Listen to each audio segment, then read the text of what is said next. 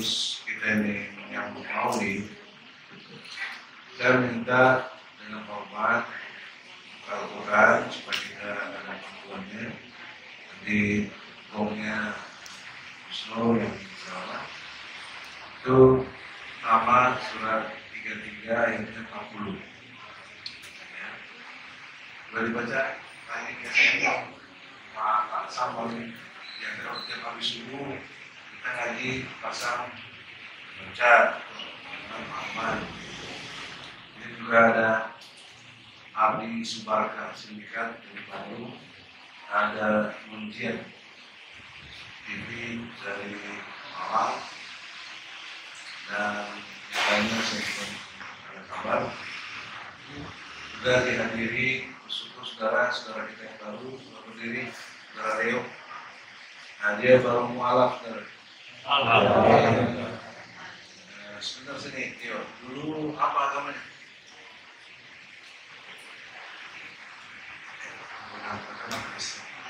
Ya Pak, Katolik, Protestan, kenapa masuk Islam?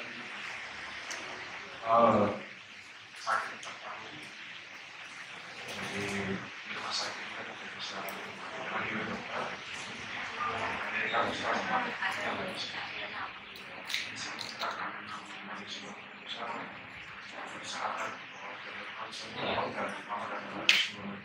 jadi setelah syahadat sembuh. Makasih Rio, ya. Jadi insyaallah Pak Leo mau gabung bersama kita dalam konteks umat Islam. Tambah sumber daya yang instan, insyaallah. Satu ciri khas orang masuk Islam tidak ada yang motif ekonomi. Tapi orang keluar dari Islam banyak sekali motifnya ekonomi. Dan orang yang menentang Islam setidaknya ada unsur kesombongan, kebodohan, dan kemiskinan. Tiga itulah pengaruh besar orang tidak menerima Islam. Coba kita baca. Contoh ini aja ayat. 33 ayat 40. 33 Al-Azhar. Jadi kita mesti mengerti konstruksi berpikir mengapa kita harus maulid, mengapa kita harus mengimani Nabi Muhammad. Karena ini masuk rukun iman. Kalau satu rukun ini nggak beres, gagal iman kita, batal. Jangan ngobrol ya. Kita tetap bisa baik ngobrol. Ya baca pasal. Bismillahirrahmanirrahim. Muhammad itu bukanlah bapak dari seseorang di antara kamu, tetapi dia adalah utusan Allah dan penutup para nabi, dan Allah Maha mengetahui segala sesuatu. Jadi Nabi Muhammad itu utusan Allah, bukan seperti bapak-bapak kamu itu. Dia resmi, Allah yang menyatakan, mendeklir, dia utusanku. Kenapa dia menjadi utusan? Ayat 21-nya, tadi kan belum, kan 21-nya. Jadi cara logika Quran itu harus objektif, sistematis, dan toleran. Sudah saya buat bukunya, harus diuji. Bismillahirrahmanirrahim. Surat Al-Ahzab ayat 21. Sungguh telah ada pada diri Rasulullah itu suri teladan yang baik bagimu, yaitu bagi orang yang mengharap rahmat Allah dan kedatangan dari kiamat, dan yang banyak mengingat Allah. Jadi ada diri Rasulullah uswah, contoh teladan. Contoh teladan itu ada dua versi. Contoh teladan universal, diamnya, bicaranya, dan jiwa semangatnya, pikiran-pikirannya. Itu yang disebut jadi hadis. Maka Rasul pantas di dunia ini sebagai utusan Allah. Di dunia sudah diteliti 28 tahun penelitian oleh Michael Hart dalam bukunya 100 tokoh yang paling berpengaruh itu menempatkan Nabi Muhammad nomor 2, nomor 1. Nomor 1. Nomor 2 kalau nggak salah Isaac Newton. Einstein aja dia nomor 2. Jadi mengapa jadi nomor 1? Karena itulah contoh teladan yang Allah berikan buat sosok manusia.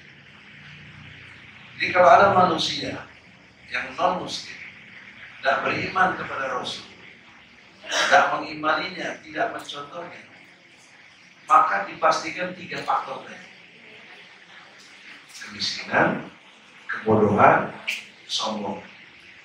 Anda boleh lihat dari segi sejarah apa. Jadi karena dia contoh teladan. Yang kedua, versinya contoh teladan yang spesifik, nggak bisa seluruh. Misalnya kalau dunia tinju, contoh teladan terbaik siapa? Dulu Muhammad Ali, sekarang Mike Tyson. Spesifik, itu saja. Pantas. Nasib Muhammad. Nasib Muhammad. Nasib Muhammad juga. Yang itu orang Islam. Mehmet kalau dia. Luar biasa. Mampu mengalahkan yang lain-lain. Orang Islam.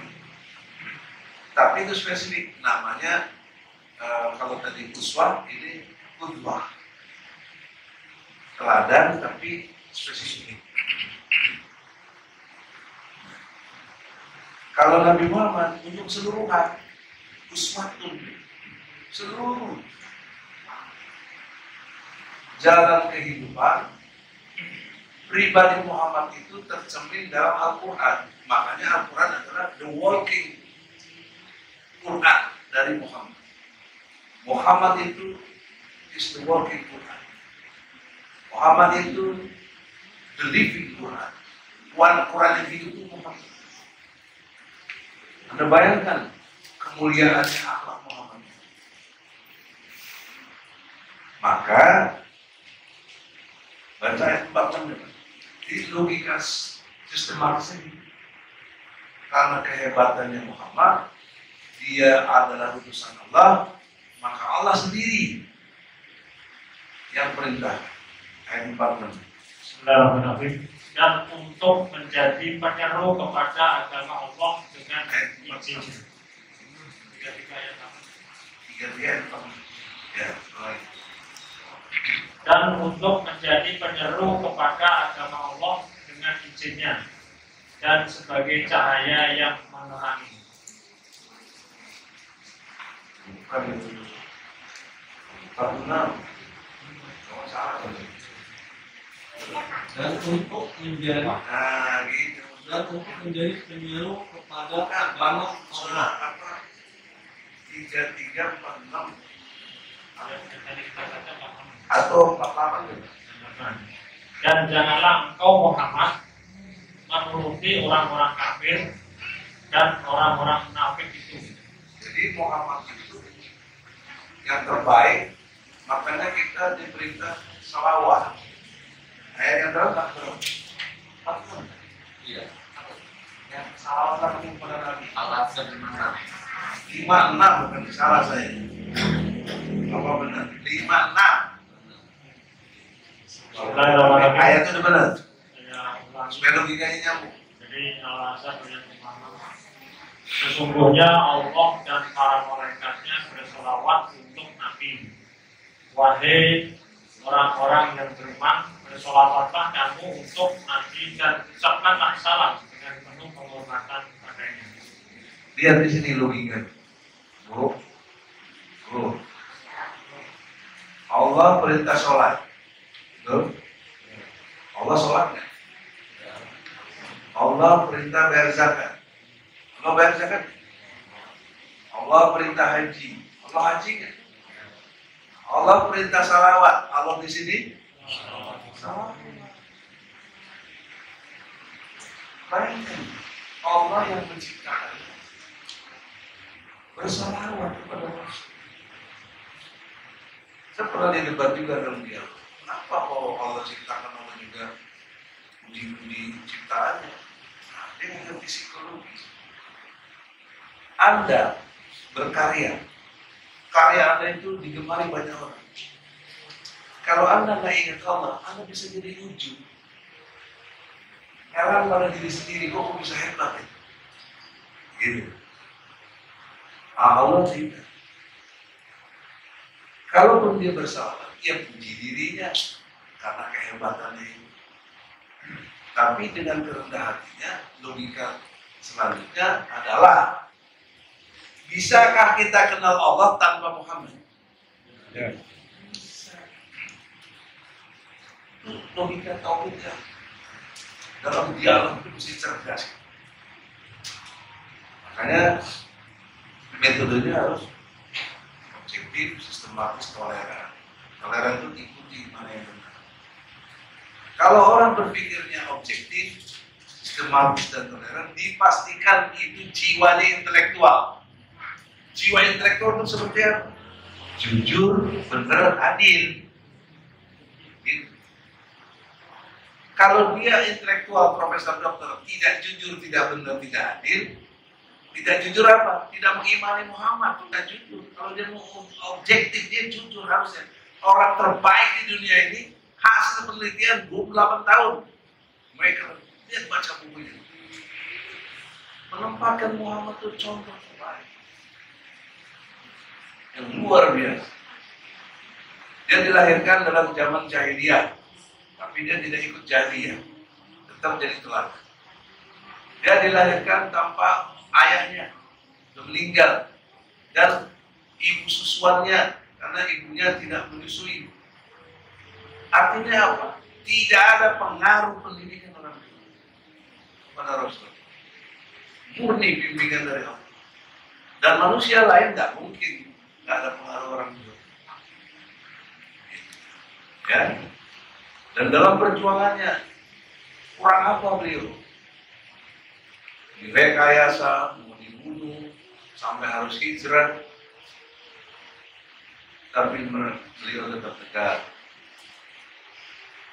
Bahkan tantangannya, jika matahari di tangan kanan dan bulan di tangan kiri, apa harus berhenti berdakwah? Aku tidak akan berhenti. Itu gambaran yang luar biasa dari kepribadian Muhammad. Nah, kita ini, maksudnya saya sebagai advokat, Gus Nur sebagai, kita mencoba mencontoh Nabi Muhammad. Jadi bukan karena kita ekstrim, bukan karena kita sok tahu, berlaku lawan rejim yang nggak bukan, karena pribadi Muhammad seperti itu. Kalau kita beriman kepadanya, ya ikuti dong.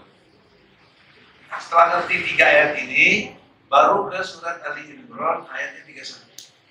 Itulah kuncinya dalam kita menamakan diri sebagai umat Islam.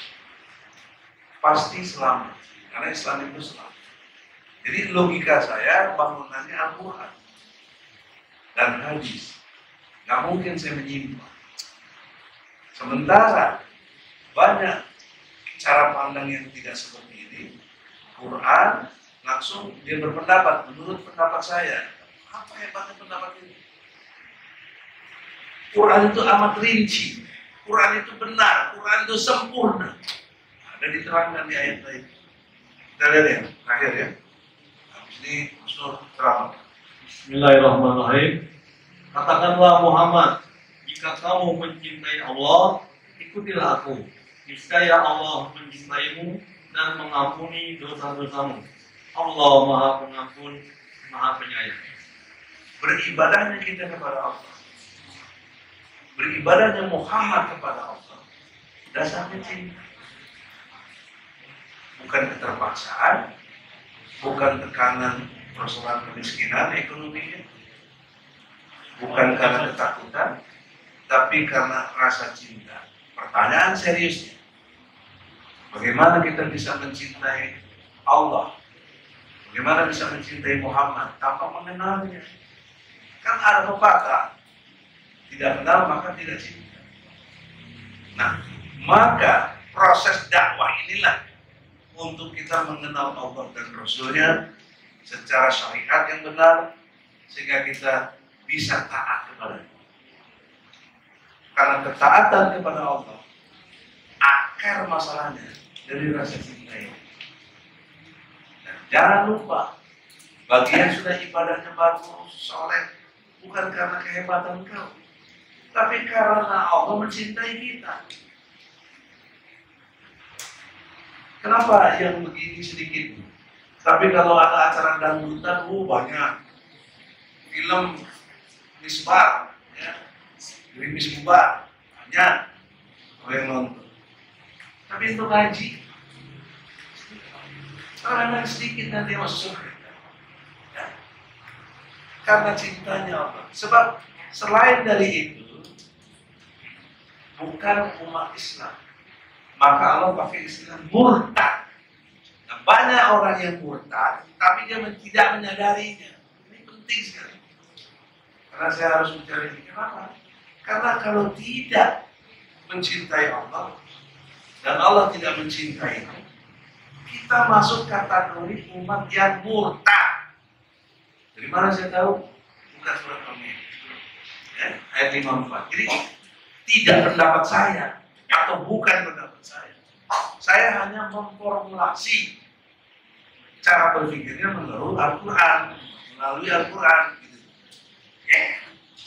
Sehingga kekuatan dakwah ini gak bakal tergoyahkan oleh rayuan, iming-iming, tekanan, dan apa.